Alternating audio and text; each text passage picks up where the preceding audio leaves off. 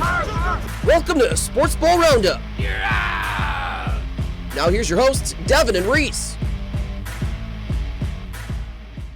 Hello and welcome to Sportsball Roundup. I am Devin. Joining me as always is my co-host Reese. And Reese, we don't have a lot of time. We got a lot of sports to cover, so why don't we hop right into it?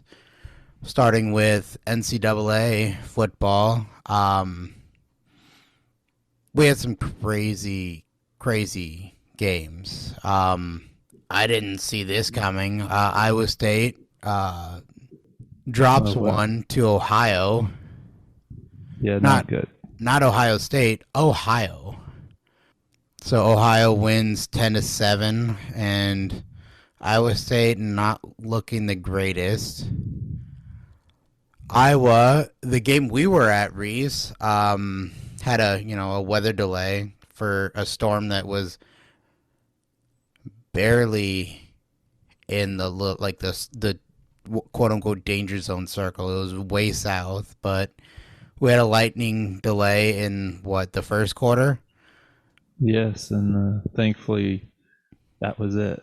Yeah, but they looked a little, what do I want to say, sluggish in the first half, but they came out firing in the second half, defeating Western Michigan 41-10 and making me lose because they covered the spread. I didn't think they would, so I took Western Michigan plus 28.5, and yeah, it was looking good all the way up until 30 seconds left in the game. 4th and 1, Iowa decides to go for it and ends up scoring. Yeah, when most of the starters are out of the game. So. Right. In garbage time, essentially. Yeah, they score another one to cover the spread. And so Florida State beats Boston College 31-29. A little bit tighter than I guess Florida State would have liked. Missouri upsets Kansas State, ranked 15th. Kansas State was ranked 15th at the time, 30-27.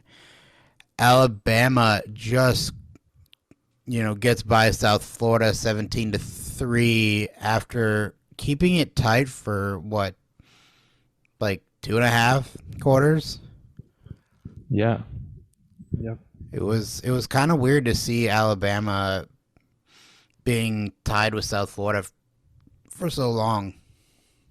Yeah, it's always weird if they're in a tight game with a non-divisional opponent. Georgia beat South Carolina 24-14. Another one that was tight for longer than it needed to be.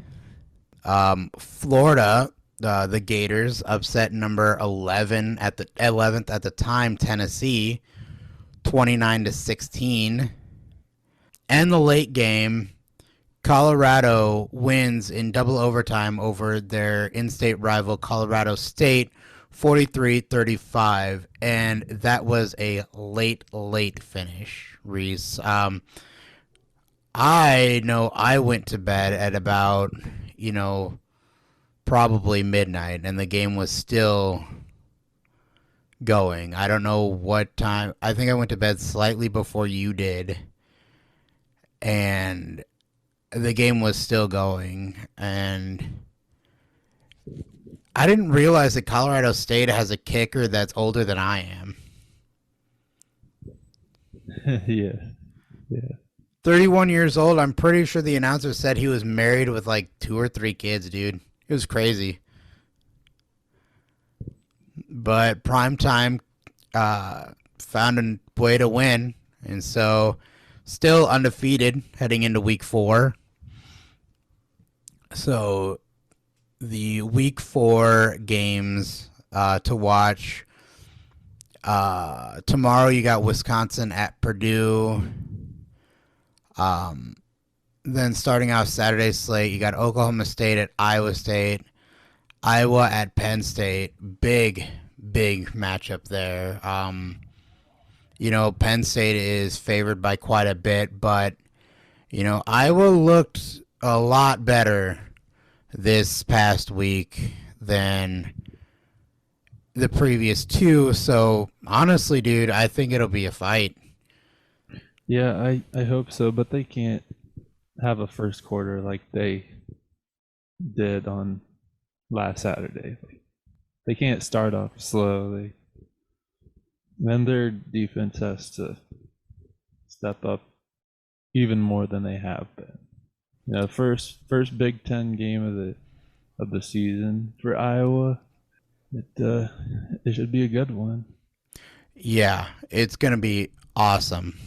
Oklahoma goes on the road at Cincinnati, Florida State at Clemson, Auburn at Texas A&M, Ole Miss at Alabama, Colorado at Oregon. I think that's going to be a very, very high scoring game. It's going to be probably a shootout. Like, you know, the over under that I saw was 72 points, and that is a really interesting over under. I honestly think it could go over.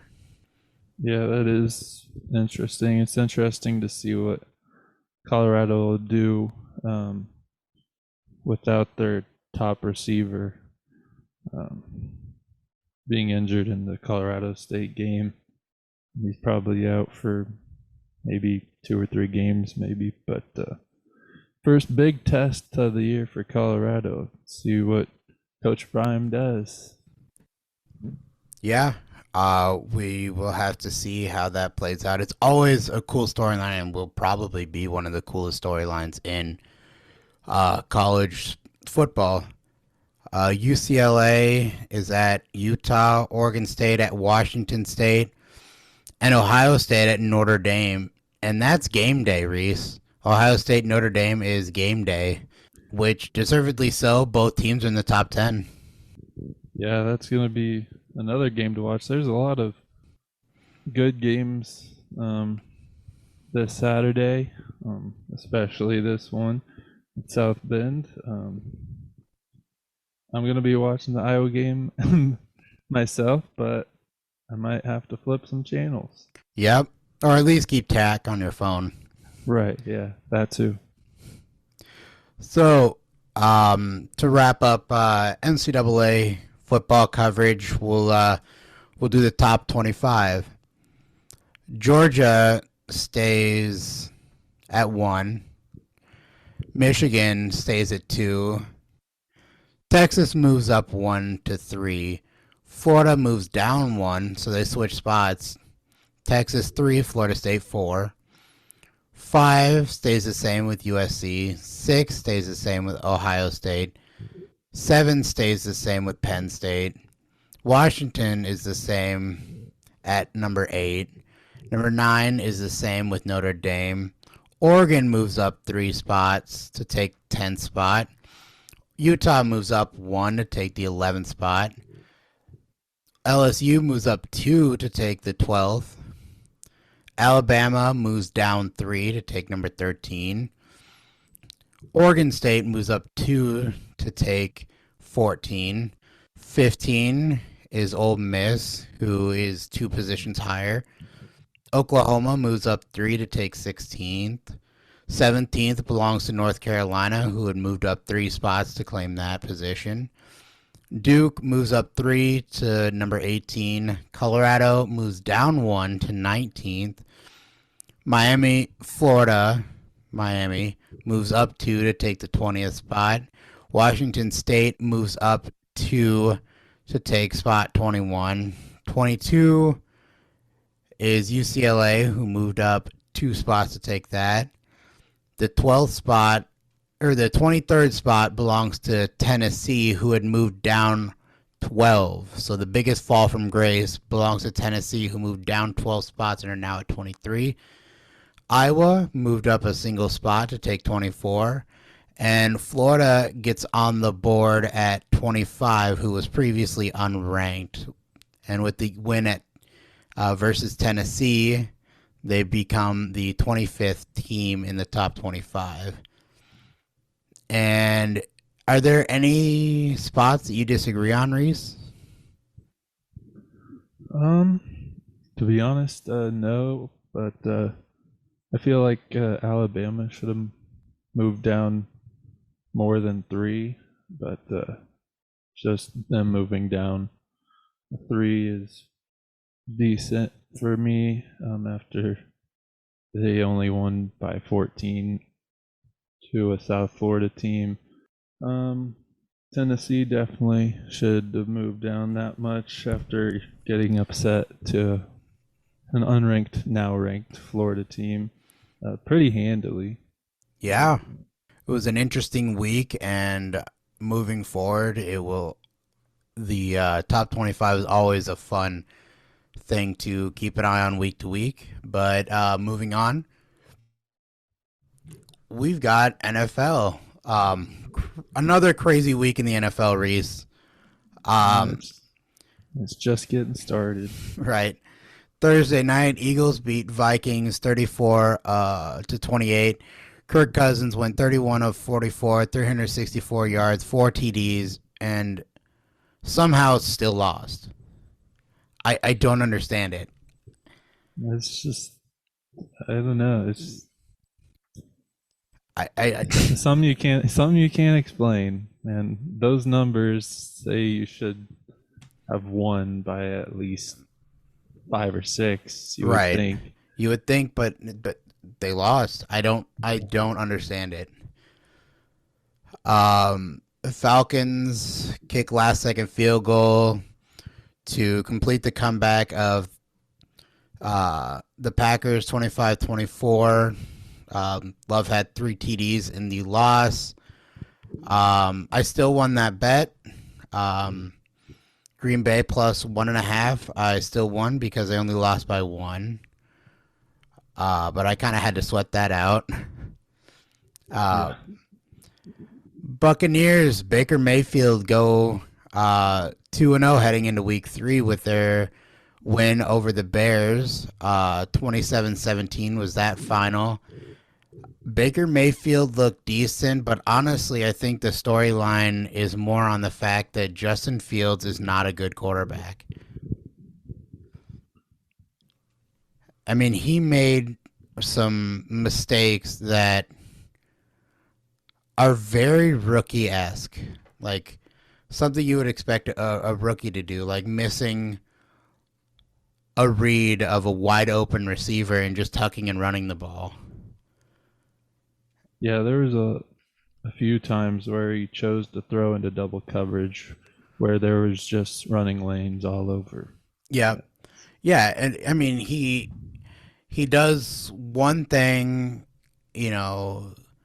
It just seems to me that once he makes up his mind, he's not changing it back. If he decides to throw, he's throwing. If he decides to run, he's running no matter what. Right. There's no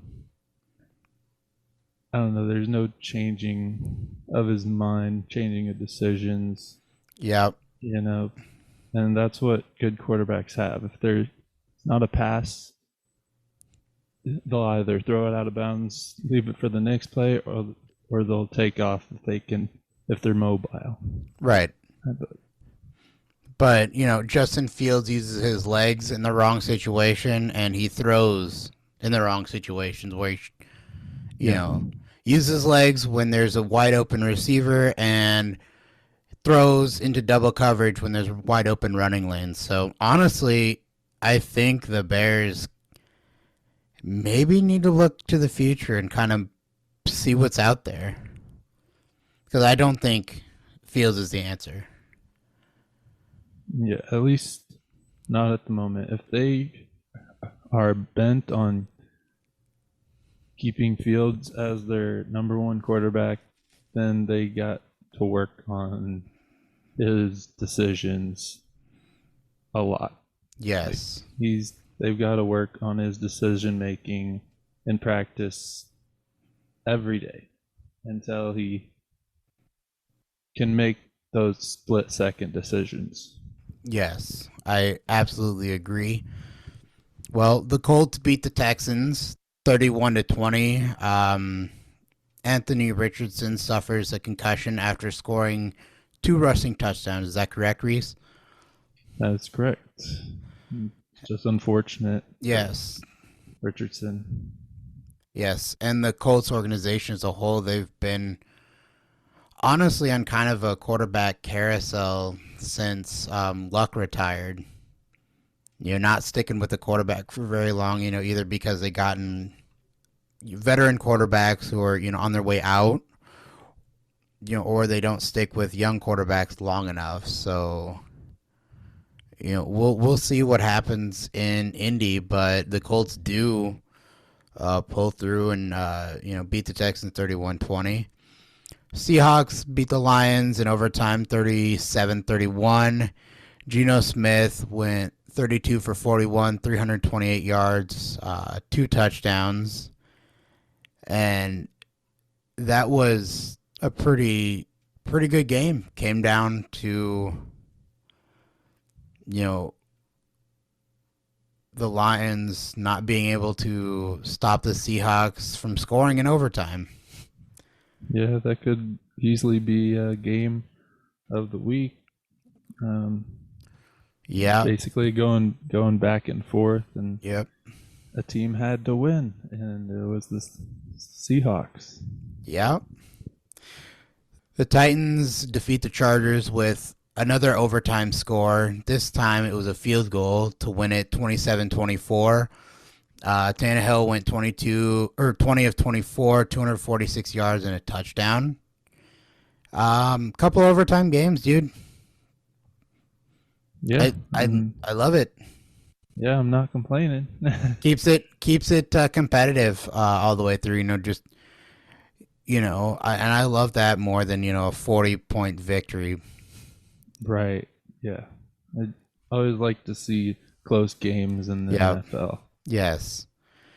The Ravens hold off the Bengals 27-24. Second straight season that Bengals are 0-2, with now Joe Burrow being questionable for week 3. Yeah, not good news for Cincinnati. They hope he's back this week. Yeah. The Bills bounced back against the Raiders 38-10. Josh Allen went 31 of 37, 274 yards and 3 touchdowns to, beat the Raiders. And I think that Bills Nation, Bills Mafia doesn't really have much to worry about. It was last week versus the Jets, honestly, to me, was kind of a one-off situation. It wasn't what the Bills are. So I think that this week, is more of the pace that the Bills should be at week in and week out. Right. This week was all about how do the Bills respond after that loss to the Jets, and they look good. Yes. They look real good. Chiefs come back from the week 1 loss to the Lions to beat the Jaguars 17-9. Patrick Mahomes went 29 for 41, 305 yards, 2 touchdowns. He did have an interception, and Reese, I'm pretty sure that he missed Kelsey on week 1, because Kelsey, he didn't have many targets to start, but he got his. Yeah, you could definitely see what he means to the team. Even just being out there running routes. Yep. Like he's just another receiver that the other team has to guard, and a big one at that. Yep. It just makes it more difficult for the opponents.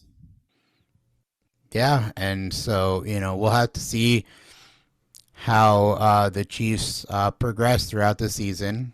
But moving on, the 49ers beat the Rams 30-23. Matt Stafford went 34 of 55, 307 yards, 1 touchdown, and 2 picks. Looks like Mr. Purdy, Mr. Relevant, is getting it done with the 49ers. And so,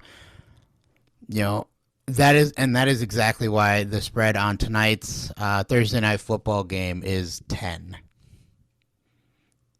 Yeah, yeah. Ten's a big number, but when you're the 49ers, Yeah. they they've been able to get it done. Either Purdy or McCaffrey or McCaffrey looked really good this week. yeah, he's always good. It, it's either receiving or running right up the middle. Either way, he's gonna beat you. Yeah. The Giants actually come back to beat the Cardinals 31-28 after not scoring in the first half, which means that they had a scoring drought of 6 quarters before they finally got on the board in the 2023-2024 NFL season. But they scored 31 points in the second half. 17 of those went unanswered in, was it the fourth quarter? Yes. Yep. Yeah. Daniel Jones ended the day 26 for 37, 321 yards, 2 touchdowns. He did have a pick. And Saquon Barkley did get injured and is now going to miss at least 3 weeks with an ankle sprain. So we'll have to see how the Giants play tonight, Reese. And that probably also contributes to the 10-point spread. Yeah. This is a year where whoever faces the Cardinals on your schedule should just be able to beat up on the Cardinals this year with no Kyler Murray. So to just see the Giants struggle with that is a little concerning. Yeah, and now you're missing a crucial piece in Saquon for at least 3 weeks. So we'll see if the Giants can, overcome the mountain that is this next 3 weeks at least. Moving on, Cowboys do beat the Jets 30-10 in another impressive defensive Cowboys team. I absolutely hate to say it, but the Cowboys defense looked good. Yeah. Zach Wilson went 12 for 27, 170 yards, 1 touchdown, but the most impressive stat for the Cowboys defense was that Zach Wilson ended the day with 3 interceptions. Yeah.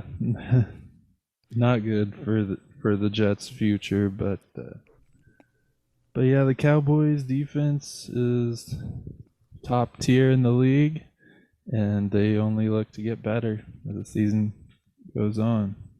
In very Broncos fashion, they lose to the Commanders by 2 points. They were down. It was a kind of a back and forth game. The Commanders had a scoring run in the second half to blow past the lead and take it 35-27. And with time ticking down, Russell Wilson throws a prayer Hail Mary. I don't even know how far it was, Reese. I can't remember off the top of my head. Into the end zone. It was maybe about, honestly, 3 yards short. But the defenders and the mass of humanity bobbled the ball around all the way back, kind of like a beach ball in an NCAA football game. But it bobbled it all the way back into the end zone, and a Bronco somehow got the catch in the end zone and scored. So, for those of you keeping track at home, they need a 2-point conversion to tie the game, sending it to overtime. And so they go for it and could not complete a 2-yard pass after just completing a 50-plus yard pass. So, yes, Reese, in Broncos fashion, they lose by not completing a pass that they should have completed. I don't know. I got nothing. I got nothing for that.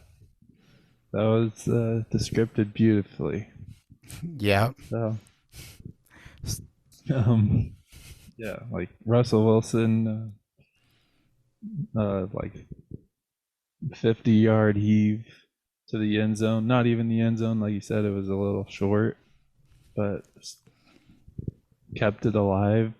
I don't know, the Commanders and Broncos wide receivers keeping it alive. I don't know. Like they had a shot, I guess. But just couldn't come up with it. And so Broncos lose and fall to 0-2. Probably, like I said, probably the most Broncos way to do it. Dolphins beat the Patriots in Sunday Night Football. Mostert had 18 rushes, 121 yards, and 2 touchdowns. And I think, honestly, watching Miami highlights of week 1 and then the entire game this week, I think that they have a really high-powered offense, dude. Yeah, they could be up there with the best teams in the NFL at the moment, just because of the Tua to Tyreek Hill connection is strong right now. I mean, it's only week 2, but I think it's just going to get stronger, barring the worst. But Mostert in there at running back is just another good piece, and they could make a run at some things. Yes, they could. I look forward to seeing it. The Saints beat the Panthers 20-17 in Monday Night Football. Bryce Young went 22 for 33, 153 yards, and a touchdown. And the Steelers win a defensive battle against the Browns 26-22. And TJ Watt becomes the franchise leader in sacks, passing James Harrison. And Reese, the Steelers defense looked really good. They did. They looked absolutely suffocating out there. Flying around to the ball, making big plays, and it was fun to see. Yeah, and that just reminds me of the old Pittsburgh where it was just a stout defense.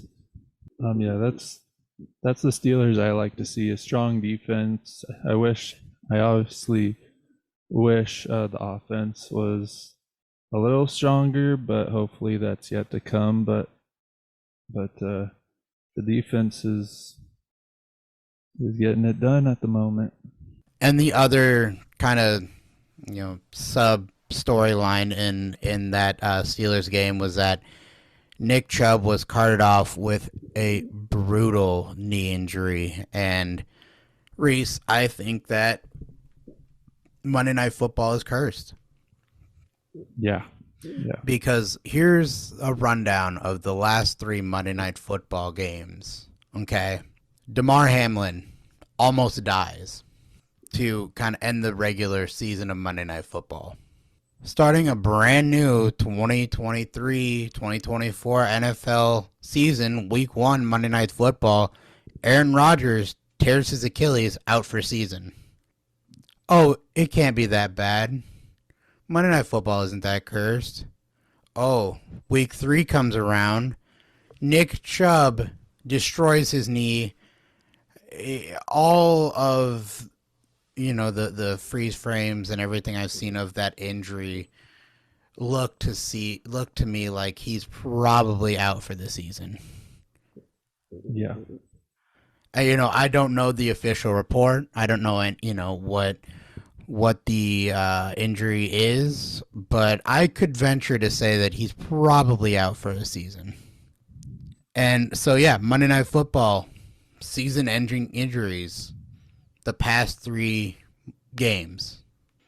Also, all 3 games were on ABC. Wow. Because the Saints-Panthers this week was the one on ESPN.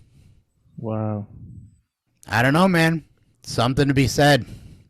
But with that being said, we will move on to the Week 3 slate. Like we said, tonight has the Giants at 49ers. And then the noon games for Sunday are Saints at Packers, Chargers at Vikings, Bills at Commanders, Falcons at Lions, Titans at Browns, Texans at Jaguars, Patriots at Jets, Broncos at Dolphins, Colts at Ravens. There's a 305 slate that has the Panthers at Seahawks. And then the 325 slate for Sunday are Cowboys at Cardinals and Bears at Chiefs. Sunday Night Football has Raiders at Steelers. And then Monday Night Football has Eagles at Buccaneers and Rams at Bengals. And so, Reese, I want to do a quick segment with you before we move on to fantasy and best bets. The game to not watch, the game to tune out, the snoozer game of the week. I think we can agree on it for this week, which is it's the Cowboys at Cardinals. Yeah, at least it should be the Cowboys at Cardinals. It definitely should not be the game to watch. That should not happen. Now, if you're stuck in a market and you're forced to watch it, well, it is football at the end of the day. But I don't know, man. I think Cowboys at Cardinals. Honestly, either one of the 325 games, not that great. Right. Yeah. Bears at Chiefs is another one where you're like, do I really want to watch that? It'll be nice to see Justin Fields go up against Pat Mahomes, but that's about it. Right. So we will have to see what happens there. I want to brag a little bit. Moving a little on to fantasy, I want to brag a little bit about what happened this past week. I won my matchup. I am 2-0 heading into this week. And both weeks, ESPN had predicted me to, in the win probability percentage, had predicted me to lose. Wow. And they had predicted me to lose heading into week 2, at roughly about 44% win probability for me going into the week. And as Sunday progressed and the scoring was made, I was then dropped all the way to 19% win probability by the end of Sunday. Wow. And I came all the way back. So I made a crucial switch. I took Amari Cooper, who, at that point was questionable to start, and put in Adam Thielen. And Amari Cooper did start, and so it wasn't as big of a switch because Thielen ended the day with 20.4 points, and Amari Cooper ended the day with 16 points, so it was a little bit over, it was 4.4 point swing. So not the deal breaker because I won 117.66 to 99.28. And I did that, Reese. I scored the third highest point total in our league without running backs. Yeah, that's the craziest part about that. I started Aaron Jones and Cam Akers. Aaron Jones was questionable, so I did take a gamble on that. And, he ended up not playing. But Cam Akers was a healthy scratch because he was rumored to be traded, and so in the interest of the team, the head coach decided to scratch him and inactivate him. So yeah, I scored 0 points. My running backs, neither one of them scored any points, and I still managed to not only win my matchup, but score the third highest on the league for last week. And you know what, Reese? Huh. ESPN has me projected to lose again. Oh boy, here we go. 57-43. You know, they have a 57% win percentage. I only have a 43% win percentage. It's still quite a gap, though. It's still quite a gap, isn't that? It is. So Your team must be really bad must be at 2-0. at 2-0. One of only three teams to be 2-0 in our league. But I guess my team is so bad that my playoff probability percentage is only 34%. But you know what? I love it because then I'm the sleeper every week, and I love it. And so, with that being said, let's set the lineup for week 3. I have already subbed in Hubbard for Akers because I don't know if it was just. Sorry to cut you off, but it was just revealed today that the Minnesota Vikings have assumed the role of Cam Akers in a trade with the Rams. So you now know his new destination. And reading through a little bit, I see that he is activated with Minnesota. So he may play, but I don't see him having, a significant impact, at least this week. So I'm probably going to keep him on the bench. Yeah, we'll have to keep an eye on that and kind of feel it out, see what he does, and how they use him in Minnesota. Yeah. So I think I'm going to keep everybody the same. So I'm going to start Allen, Jones, unless, he actually is out, Hubbard, Pickens. I'll probably keep Thielen in. Actually, no, I might sub him for Amari Cooper. Yeah, that might be. Well, but they said he isn't practicing Wednesday or yesterday, so I actually think I'll probably keep him on the bench. And then I have Hawkinson and Laporta for my tight end and flex. I'm probably going to switch the Browns defense. Well, no, I'll probably keep the Browns defense out there because they face Tennessee. Yeah. And then I'll keep Harrison Butker, the kicker for Kansas City, out there. And so I think that's what I'm going to do. I'm going to rock that lineup. Barring Jones' injury, or, if he is still questionable, I will go to Singletary. And so now, the final segment of today, we will do our best bets. John and I both went 2 for 3 again last week. And so hopefully we both go 3 for 3. John has Jacksonville minus 8.5, the Cowboys minus 12.5, the LA Rams plus 2.5. On my side, I have San Francisco minus 10, Green Bay minus 2, and Pittsburgh plus 2.5. Is there anything you would like to say about that, Reese? I think John's first 2 picks are going to cover. Jacksonville hosting Houston minus 8.5. I think that'll hit.